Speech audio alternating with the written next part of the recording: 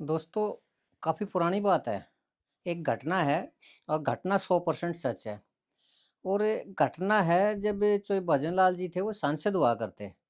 और उनके के विरोधी गुट हुआ करता, वो विरोधी गुट के जो नेता थे वो भी सांसद हुआ करते। तो वो जो विरोधी गुट के नेता थे ना, उन्होंने अपने किसी आदमी को संसद लोकसभा की टिकट दिलवा दी थी, उनको जितवा भी दिया था और वो भी सांसद थे। और ये अक्सर राजनीति में होता रहता है कि अपने ज़्यादा से ज़्यादा अपने ही आदमियों को विधानसभा की या संसद की या उसकी टिकट दिलवाई जाती है कि कल को किसी भी तरह का कोई भी वो उनके ऊपर कोई बात आए तो जो उसके पक्ष के विधायक हैं या फिर सांसद है वो उसके पक्ष में खड़े हो सके और उस जो पार्टी का जो सुप्रीमो है वो चाहते हुए भी कुछ ना कर सके। तो ये हर एक टाइम में होता है और आगे भी होता रहेगा और अब भी हो रहा है। और हरियाणा में तो खासकर इसका सबसे बड़ा उदाहरण है भूपेंद्र हुड्डा जी ने जो आज इतने पावरफुल है, उसकी यही वजह है कि उन्होंने अपने इतने ज़्यादा आदमियों को टिकट दिलवा दी और इतने ज़्यादा आदमी जीत के आ गए कि आज कोई भी मामला हो, चाहे उनका जो विरोधी गुट है कुमारी शैलजा जी और जो वीरेंद्र सिंह जी और जो दूसरे हैं, वो चाहकर भी उनका कुछ नहीं कर सकते। क्यों? क्योंकि राहुल गांधी जी को और इनको भी पता है कि उनके इतने पक्ष में 30-31 जो एमएलए हैं वो भूपेंद्र हुड्डा जी के पक्ष में खड़े हैं और वो चाहते हुए भी उनके खिलाफ कुछ नहीं कर सकते। और सिर्फ यही एक ऐसी बात है कि मैं बार-बार कहता हूँ कि हरियाणा के अंदर भूपेंद्र हुड्डा का के विरोध कोई भी कार्रवाई चाहते हुए भी राहुल गांधी जी भी नहीं कर सकते, सिर्फ इसी वजह से। जबकि लोग कई बार ये एलिगेशन लगा देते हैं कि तुम तो भूपेंद्र हुड्डा, दीपेंद्र हुड्डा के भक्त हो, बिल्कुल नहीं। मैं किसी का भी भगत नहीं हूँ, लेकिन परिस्थितियाँ देख के ना मैं बोल रहा हूँ और परिस्थिति यही है कि आज के दिन हरियाणा के अंदर भूपेंद्र हुड्डा जी के 30-31 जो समर्थक विधायक हैं, उनके कारण वो हैवी पड़ रहे हैं। और जो दूसरे विधायक हैं, पहली बात तो उनको टिकट नहीं देने देते और टिकट मिल भी जाती है तो उनको हरा देते हैं, तो वो एक छत्रराज भूपेंद्र हुड्डा जी का है, इसमें है। और इन्हीं परिस्थितियों के कारण आज वो सर्वे-सर्वा हो रहे हैं हरियाणा कांग्रेस के। खैर चलिए दोस्तों, अब उस घटना के ऊपर आते हैं। तो दोस्तों, एक सत्र चल रहा था उस टाइम संसद का, तो संसद सत्र के बाद जितने भी एमपी वगैरह आए हैं या फिर उनके निकट सांसद है, वो कैंटीन है, काफ़ी अच्छी कैंटीन है, काफ़ी सस्ते रेट पे। वहाँ पर चाय वगैरह, लंच वगैरह या जो कुछ भी करना होता है, वहाँ इकट्ठे बैठते हैं, कुछ बातें भी कर लेते हैं और थोड़ा-सा रिलैक्स भी कर लेते हैं। तो उसमें तो भजन लाल जी भी जाया करते और जो उनके विरोधी पक्ष के वो नेता हुआ करते, वो भी उनके वो जो समर्थक सांसद थे, वो भी जाया करते। तो एक बार जो वो विरोधी गुट के जो नेता थे ना, वो थोड़ा किसी से बात करने लगे और जो उनके समर्थक सांसद थे, वो कैंटीन की तरफ बढ़ गए। तो भजन लाल जी ने देख लिया कि वो अकेले जाने लग रहे हैं और थोड़ी देर में वो उनके जो हेड हैं, वो भी आ जाएँगे। तो भजन लाल जी फटाफट पहुँच के कैंटीन में पहुँच गए और वो जो उनके समर्थक सांसद थे, उनके जाकर ना एकदम से इतने मित्रता के भाव से भजन लाल जी ने कहा, "अरे सर, कभी हमारा भी ध्यान रख लिया करो और आप तो मेरे इतने अच्छे हैं, मेरे दिल में बसे और आज तो मुझे कि आपको बहुत ज़रूरी बात करनी थी, जो आपके लिए बहुत ज़रूरी है सुननी।" अब उसके भी कान खड़े हुए, तो बोले, "हाँ, बताइए।" बोले, "ऐसी बातें हैं ना, यहाँ नहीं होती, थोड़ा आ जाओ, अंदर की तरफ आ जाओ।" तो जो दूसरा पोर्शन था, उसकी तरफ बोले, "आज तो इतनी ज़रूरी बात करनी है आपके लिए कि आप भी ये कहोगे कहाँ ऐसी सूचना दी आपने।" और नीचे पीछे चले गए, वहाँ पानी-पुरी आया। भजन लाल जी सिर्फ़ ये पूछते रहे, "और कैसा है? परिवार ठीक है? बाल-बच्चे ठीक हैं? यहाँ कोई किसी तरह की दिक्कत तो नहीं है?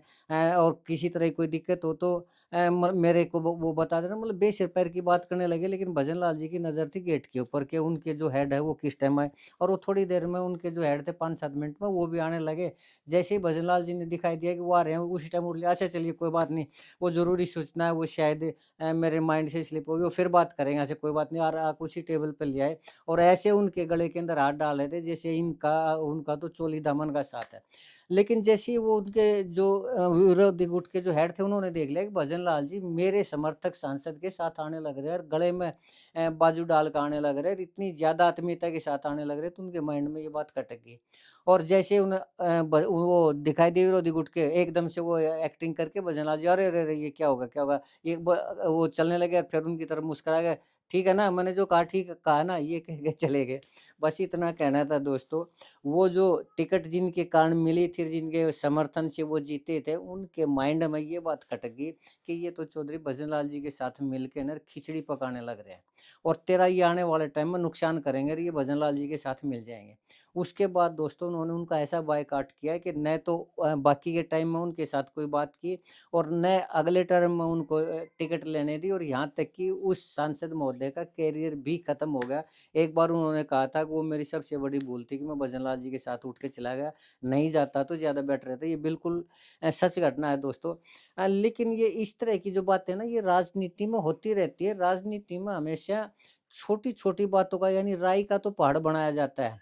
गड्ढे-मुर्दे उखाड़े जाते हैं जो पहले बाप-दादा के भी होते हैं ना वो भी उखाड़ दिए जाते हैं। अगर उनके बच्चों के कोई मामले हैं वो भी उखाड़ दिए जाते हैं और बिना बात की बात भी पैदा की जाती है ताकि विपक्ष को क डाउन किया जा सके। विपक्ष के किसी नेता को एलिगेशन लगा के उसको राजनीति से या पद से बाहर किया जा सके।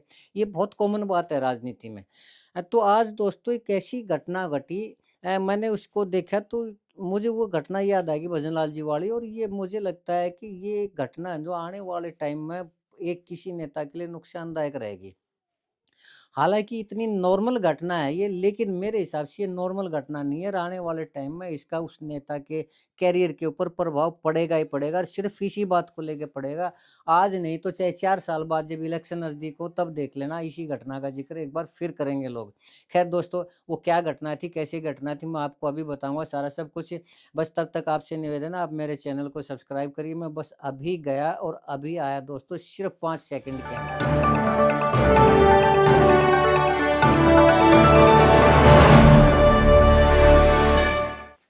दोस्तों नमस्कार। दोस्तों मैं सतवीर सिंह अपने यूट्यूब के भारत लिंक ग्लोबल चैनल पर लंदन से आपका स्वागत करता हूँ। दोस्तों आजकल एक हमारे नेता हैं बिरजेंद्र सिंह जी। बिरजेंद्र सिंह जी की एक सद्भावना यात्रा चली हुई है और वो काफ़ी दिन हो गए लगभग डेढ़ महीने के आसपास से का मतलब वो जितनी उनकी यात्रा थी उसका आधा टाइम लगभग बीत चुका है और उस आधे टाइम में वो लगभग अपने 50% विधानसभा के जो वो है क्षेत्र है उनको कवर कर चुके हैं।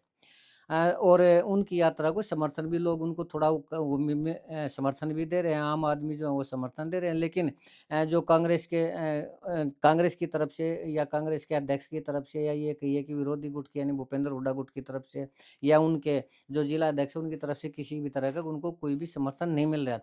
यानी ज़्यादातर उनका बायकॉट हो रहा है और जो विरोधी गुट के लोग हैं वो उनको समर्थन कर रहे हैं पूरा-पूरा।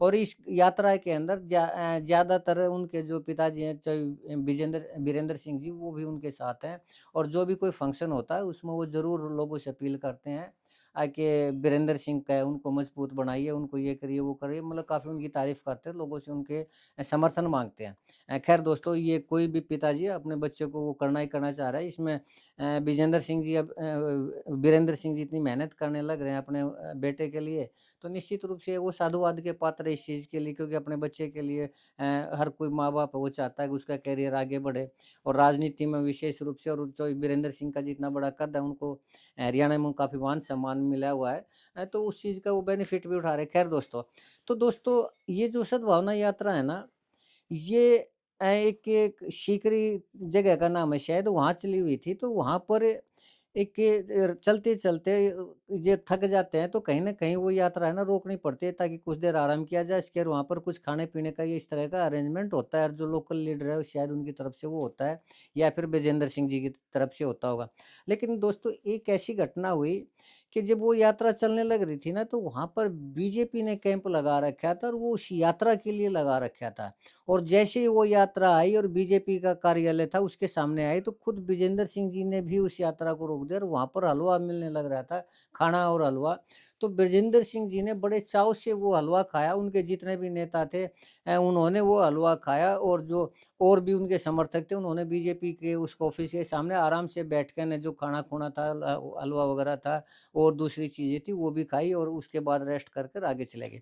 तो दोस्तों ये जो बीजेपी के साथ है उनका जो वो है ना तो कम इस चीज़ का आने वाले टाइम में मैंने कहा था वो घटना सुनाई थी कि ये बात नॉर्मल सी है, छोटी-सी बात है क्योंकि इससे पहले जेजेपी ने भी इस तरह का कार्य कर चुका है और उनका जेजेपी का या बीजेपी का मकसद यही होता है कि अगर हम आम आदमी को जो भले ही वो ब्रजेंद्र सिंह जी की यात्रा में हैं, लेकिन अगर उनको हम कुछ खिलाए-पिलाएँगे तो उनके मन में हमारी पार्टी के प्रति भी सॉफ्ट कॉर्नर होगा ही होगा। क्यों? क्योंकि जो खाना खिलाता है उसके प्रति आदमी की थोड़ी ही सद्भावना ज़रूर उत्पन्न होती है। भाई उन्होंने हमें खाना खिलाया, उन्होंने हमारी सेवा-पानी की और उसके मन में आगे जाके उसमें सॉफ्ट कॉर्नर का बेनिफिट भी मिलता है उस पार्टी को। तो यही सोच थी जेजेपी की शायद, और अब जो बीजेपी की भी यही सोच थी। कोई बात नहीं, यात्रा ब्रजेंद्र सिंह जी की होगी तो क्या हुआ, पब्लिक तो उनके साथ है। अगर उनको खाना खिलाया जाए, उनको हलवा खिलाया जाए, उनकी कुछ सेवा-पानी की जाए तो उनके मन में भी बीजेपी के प्रति हो, ये बीजेपी की तरफ से मेरे हिसाब से एक मास्टर स्ट्रोक था। लेकिन ये, हालाँकि मैंने 1-2 चैनल के ऊपर देखा, उन्होंने कहा कि ये तो नॉर्मल बात है, दिल मिले हुए हैं, आज भी वो मिले हुए हैं। लेकिन दोस्तों, राजनीति एक ऐसी चीज़ है, इसी चीज़ को ऐसा उगाड़ा जाएगा कि बृजेंद्र सिंह के दिल में तो आज भी बीजेपी के प्रति इतना प्यार है कि बीजेपी जहाँ वो यात्रा करते हैं बृजेंद्र सिंह जी, और बीजेपी उनके खाने का अरेंजमेंट करती है, उनकी यात्रा का जो फाइनेंस है वो बीजेपी करती है। हालाँकि एक जगह उन्होंने लगा दिया, लेकिन इस चीज़ को इतना बढ़ा-चढ़ा के आने वाले टाइम में पेश किया जाएगा कि ये होगा कि बृजेंद्र सिंह जी तो वापस बीजेपी के अंदर जा सकते हैं, कभी भी जा सकते हैं, और बृजेंद्र सिंह जी और बीजेपी के अंदर खाते साठ-गाँठ है। नहीं तो ये बताइए, उनके इस प्रोग्राम के लिए, सद्भावना यात्रा के लिए बीजेपी क्यों खाने का अरेंजमेंट करती? इस चीज़ को इसी तरह उभारा जाएगा, और इस चीज़ को देखते हुए जो वीरेंद्र सिंह जी ने भी उसी दौरान कई नारे लगने लग रहे थे कि हमारा मुख्यमंत्री कैसा हो, बृजेंद्र सिंह जी जैसा हो, तो एकदम से वो घबरा गए वीरेंद्र सिंह जी, और उन्होंने स्टेज से ही कहा कि आप ऐसे नारे मत लगाइए, आप तो इनको सम्मान देना चाह रहे हैं, इनको बड़े नेता के रूप में देखना चाह रहे हैं, लेकिन मैं जानता हूँ कि अगर आज आप ये नारे लगाएँगे कि हमारा मुख्यमंत्री कैसा हो, बृजेंद्र सिंह जी जैसा हो, तो ये आप जो आज मुख्यमंत्री बनने के नारे लगा रहे हैं, ये आने वाले टाइम में बृजेंद्र सिंह जी के लिए नुकसानदायक रहेंगे। तो आप ऐसे नारे मत लगाइए कि आने वाले टाइम में बृजेंद्र सिंह जी का नुकसान हो। तो ये कोई और कहने वाला नहीं था, ये चौधरी बीरेंद्र सिंह जी कहने वाले थे। उन्हें पता है कि आज अगर बृजेंद्र सिंह जी को उसके सीएम के रूप में प्रोजेक्ट आज से ही करने लगे, तो उनके पर कतरने के लिए तैयार होगा विरोधी गुट।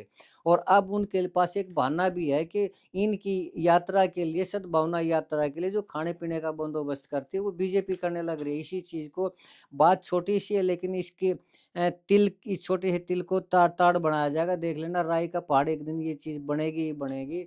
मैं इसीलिए कह रहा था कि राजनीति में छोटी-छोटी बातों को बड़ा बनाया जाता है, ताकि विपक्षी को कम किया जा सके और उसके खिलाफ कोई न कोई मुद्दा उठाया जा सके। आज नहीं तो कल इस चीज़ का ये मामला बनेगा, और इलेक्शन के टाइम में तो ज़रूर बनेगा, और आने वाले टाइम में शायद बृजेंद्र सिंह जी को भी इसका नुकसान उठाना पड़ेगा। मुझे ऐसा लगता है कि ऐसा होगा। बाकी क्या होगा क्या नहीं तो बृजेंद्र सिंह जी जाने, लेकिन इस यात्रा से उनको कितना बेनिफिट होगा, कितना नुकसान होगा, ये तो आने वाला टाइम बताएगा। हाँ, लेकिन ये है कि लोगों के मन में ये ज़रूर हो जाएगा, अब तक तो बृजेंद्र सिंह जी थे, चौधरी वीरेंद्र सिंह के लड़के, लेकिन जैसे यात्रा पूरी होगी तो लोग ये जानने लग जाएँगे कि बृजेंद्र सिंह भी कांग्रेस के एक नेता हैं। तो लोगों के टच में जो भी नेता होता है, उसका बेनिफिट तो होता ही होता है। मेरा अपना ये मानना है कि इस सद्भावना यात्रा का बृजेंद्र सिंह जी को अगर ज़्यादा नहीं होगा तो कम होगा, लेकिन बेनिफिट तो होगा ही होगा। अगर इसी तरह वो संघर्ष करते हैं, पब्लिक के बीच में जाते हैं, इसी तरह की यात्राएँ करते हैं, तो कम से कम वो स्थापित ज़रूर हो जाएँगे। हाँ, आने वाले टाइम में क्या रहेगा, कैसे रहेगा, ये तो आने वाला वक़्त बताएगा। कौन उनके पर कतरता है, कौन उनका सपोर्ट करता है, कौन क्या करता है, ये देखने वाली बात है दोस्तों। ख़ैर चलिए, आज के लिए इतना ही। मुझे उम्मीद है कि आपको मेरा ये विश्लेषण पसंद आया होगा। अगर आपको लगता है कि मैं सही कह रहा हूँ, तो आपसे अनुरोध है कि आप मेरे इस वीडियो को लाइक करें, शेयर करें और कमेंट करें। दोस्तों, अगर आपको लगता है कि मेरा सोचना गलत है, तो भी आप कमेंट करके बताएँ, ताकि मैं अपने आप को करेक्ट कर सकूँ। चलते-चलते एक बार फिर निवेदन करना चाहूँगा कि आप मेरे इस चैनल को सब्सक्राइब ज़रूर करें। आपने मेरा ये वीडियो देखा, इसके लिए आपका बहुत-बहुत धन्यवाद। नमस्कार, जय हिंद, जय भारत।